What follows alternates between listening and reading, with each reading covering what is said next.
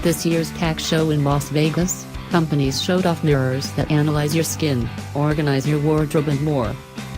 The mirrors on display at the CES 2018 tech show gave you a lot more than your reflection. They had opinions about your face, clothes, health and more.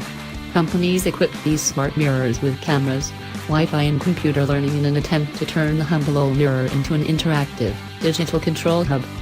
Everyone from small startups to well-known names in electronics presented their versions of the smart mirror at CES. Some, like the Hi Mirror Mini, are already available for you to bring into your home.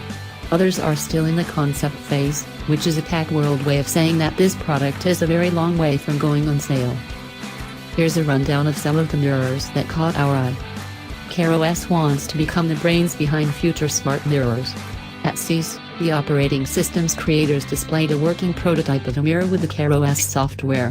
Some of the most eye-catching features included facial recognition, skin analysis, similar to what we saw with the $50 Neutrogena Skin 360 skin scanner, and gesture controls so you don't have to touch the screen. CES reps said the company plans to release the software in a to-be-determined mirror by the end of 2018. AI Magic Mirror? AIR's concept Magic Mirror doesn't judge you as much as it lets you judge yourself. Here's how AIR envisions the future of your closet. Each article of clothing you buy will include an RFID tag that will contain information such as materials and care instructions. With AIR's mirror, you would scan that tag, and the mirror would add the item to your virtual inventory.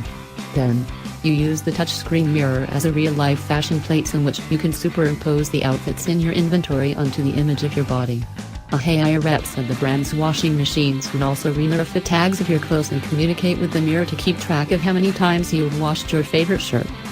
As with other concepts, AIR didn't have any information about when this product will hit the market or how much it will cost.